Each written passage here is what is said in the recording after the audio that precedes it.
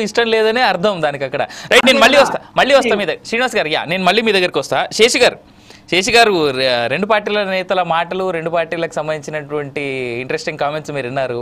మీ analysis ఇప్పుడు మీరు చెప్పాల్సిన టైం ఇది. ఇప్పుడు అవినాష్ గారు ఒక విషయాన్ని గమనించాలి. మనం లోకల్ బాడీ ఎన్నికల్లో మీకు కార్పొరేటర్ కి బీఫామ్ ఇస్తుంది పార్టీలు, అభ్యంతరం ఉండదు. బీఫామ్ ఇచ్చిన వాడు పోటీ చేయాల్సిందే. అక్కడ కౌన్సిలర్ కి బీఫామ్ ఇస్తారు, అక్కడ పోటీ చేయాల్సిందే. తర్వాత జెడ్పీటీసీకి బీఫామ్ ఇస్తారు, ఎంపీటీసీకి బీఫామ్ ఇస్తారు. వచ్చేసి గ్రామ పంచాయతీ ప్రెసిడెంట్ గా పోటీ చేసేటటువంటి వాళ్ళకి పార్టీ రహితంగా ఎన్నికలు జరుగుతాయి. పార్టీ రహితంగా ఎన్నికలు జరుగుతున్నప్పుడు బీఫామ్స్ ఇవ్వరు, కానీ ఆ పార్టీ సానుభూతి పరులను, ఆ పార్టీలో పనిచేస్తున్నటువంటి నాయకులను నిలబెడతారు. అయితే మీకు ఇక్కడ ఏకగ్రీవాలు ఎక్కువగా కనపడతాయి, మిగతా వాటిలో చాలా తక్కువగా కనపడుతున్నటువంటి సందర్భాన్ని చూస్తాము. గ్రామ పంచాయతీ ఎన్నికల్లోనే మనకి ఏకగ్రీవాలు ఎక్కువగా కనపడతాయి. ఇక్కడ మనకు కాంట్రడిక్షన్ ఒకటి కనపడుతుందండి. ఏంటి కాంట్రడిక్షన్ అంటే, గత కొంతకాలంగా దేశంలో గ్రామ పంచాయతీ ఎన్నికల్లో జరుగుతున్న ఏకగ్రీవాల రూపంలో జరుగుతున్న అవకతవకలని అరికట్టడానికి ఎలక్షన్ కమిషన్ ఆఫ్ ఇండియా ఏం చేస్తుంది? ఈ నోటా అనేటటువంటి ఒక కల్పిత అభ్యర్థిని తీసుకురావాలని ఒక ప్రయత్నం చేస్తుంది. ఆ తీసుకురావటం వల్ల ఏకగ్రీవాలకు కొంత బ్రేక్ పడుతుందని ఎలక్షన్ కమిషన్ ఆఫ్ ఇండియా భావిస్తుంది. అట్ ద సేమ్ టైం వెరాజ్ గవర్నమెంట్స్ ఏం చేస్తున్నాయి? ఏకగ్రీవాలను ప్రోత్సహించడానికి ప్రోత్సాహకాలు ఇస్తున్నాయి. మీకు ఇందాకనే చెప్పాను కదా, 10 లక్షలు ఇస్తారు చిన్న గ్రామ పంచాయతీకి, పెద్ద గ్రామ పంచాయతీకి 15 లక్షలు ఇస్తారు. ఎందుకు ఇస్తారు అని అంటే, అవి ఆ గ్రామాల్లో ఏకగ్రీవం చేసుకున్నారు కాబట్టి ఎన్నికల ఖర్చు తగ్గింది. తర్వాత ఇట్లాంటి ఏకగ్రీవాలను ప్రోత్సహించి ఆ గ్రామాల్లో ఉన్నటువంటి సమస్యలకు ఈ నిధులు ఖర్చు పెట్టడానికి ఉపయోగించడానికి ఇస్తారు.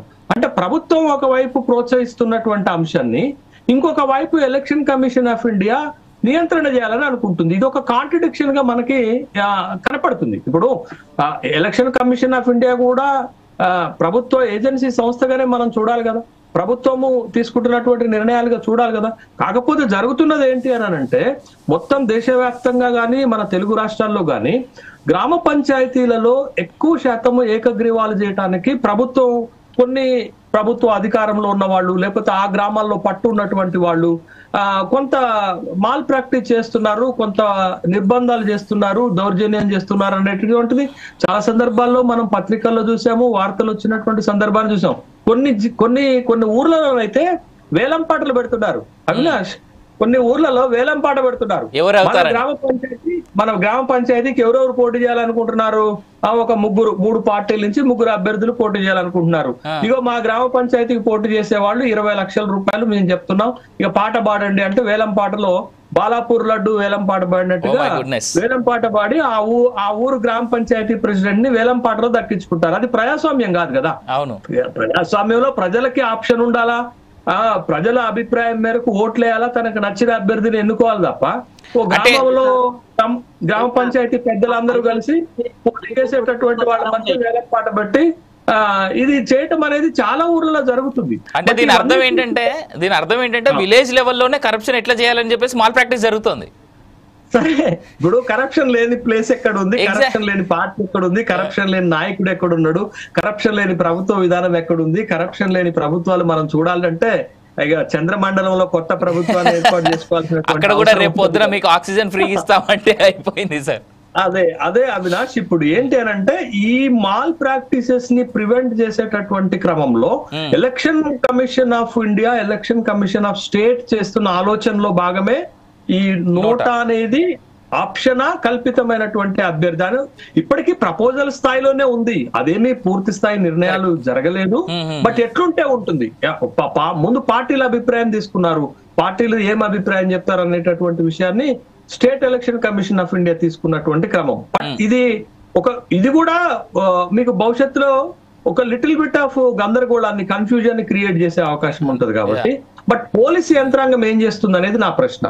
ప్రభుత్వ యంత్రాంగము లేకపోతే ఎలక్షన్ కమిషన్ ఆఫ్ స్టేట్ ఏం చేస్తుంది?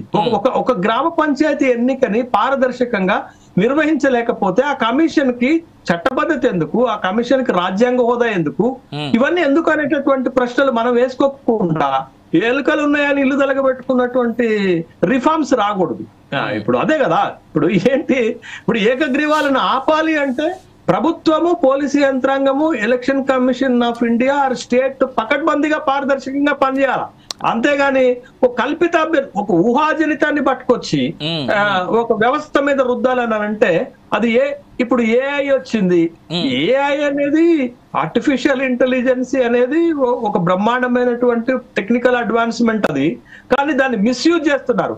నరేంద్ర మోడీ తలకాయ తీసి వేరే వాళ్ళకి నరేంద్ర మోడీ తలకాయని పెడతారు, లేకపోతే ఆ సినిమా హీరోయిన్ కి తలకాయకి పెడతారు. ఇవన్నీ మిస్యూజ్ అవుతున్నాయని మనం ఏఐని ఆపేద్దామా? ఛాన్స్ లేదు కదా సార్. అది కాదు కదా. ఎన్నికని పారదర్శకంగా నిర్వహించే బాధ్యత ప్రభుత్వానికి ఉంటుంది, ఎలక్షన్ కమిషన్ కు ఉంటుంది, పోలీసు యంత్రాంగానికి ఉంటుంది. వాళ్ళ ముగ్గురు సక్రంగా పనిచేస్తే ఇవన్నీ ఏందండి? ఇవన్నీ ఆప్షన్స్ ఏంటండి? వాళ్ళు సరిగ్గా పనిచేయకనే కదా ఇవన్నీ ఆప్షన్స్ పట్టుకొచ్చి. But for matter of fact sir, to add to your point, ఆ మూడు అధికారంలో ఎవరుంటే వాళ్ళ కింద మాత్రం పర్ఫెక్ట్ గా పనిచేస్తాయి సార్. అదే కదా నేను అనేది. అట్లా పని చేయాల్సినటువంటి అవసరం లేదు కదా ఆ వ్యవస్థలకి. స్వతంత్ర ఏజెన్సీలు కదా, అవి నిబద్ధతతో పనిచేయాలి కదా. పని చేయనప్పుడు ఇట్లాంటి పరిణామాలే వస్తాయనేటటువంటి విషయాన్ని గమనించాలి. బట్ ఇదే ఒక రిఫార్మ్, ఒక ప్రపోజల్ మాత్రమే. బట్ ఆ ప్రపోజల్స్ ద్వారా వచ్చే కాన్సిక్వెన్సెస్ ని బేరుజు వేసుకొని, ముఖ్యంగా ఇది అవినాష్ గారు మనం ఇక్కడ ఒక అంశాన్ని గమనించాలా. ఇది ఈవీఎం కాదు. ఇప్పుడు లోకల్ బాడీ ఎన్నికలు మోస్ట్ ఆల్ మీకు గ్రామ పంచాయతీలు, జడ్పీటీసీలు, ఎంపీటీసీలు అన్ని కూడా మనకి బ్యాలెట్ పద్ధతిలో బ్యాలెట్ పద్ధతిలో మనం ఆప్షన్ నోట్ అక్కడ అంటే వెళ్ళి నొక్కేశారు. బట్ ఇక్కడ టిక్ పెట్టాలి కదా, ఇక్కడ మార్కింగ్ చేయాలి కదా. నేను ముందే ఓటర్ గా అనుకొని పోతాను ఏ గుర్తుకు ఓటేయాలని, నా గుర్తు ఏంటది అనేది. గ్రామ పంచాయతీల్లో మళ్ళా ఆయా పార్టీల పాపులర్ గుర్తులు ఉండవు. అప్పటికప్పుడు election commission of India, state election commission listed చేసినటువంటి గుర్తుల్ని ఎంపిక చేసుకోవాలి, ఎన్నిక చేసుకోవాలా. అదో గందరగోళం ఉంటుంది. బట్ గ్రామీణ ప్రాంత ప్రజలకి నోటా పైన పెద్దగా అవగాహన లేనిది నా అభిప్రాయం. రైట్. నేను నా థర్డ్ క్వశ్చన్ గోస్ హియర్. అంటే నేను చాలా నీట్గా ఫ్రేమ్ చేసుకున్నా ఇవాళ క్వశ్చన్స్, చాలా రెగ్యులరైజ్డ్గా అడగకుండా. ఇవాళ థర్డ్ క్వశ్చన్ ఏంటంటే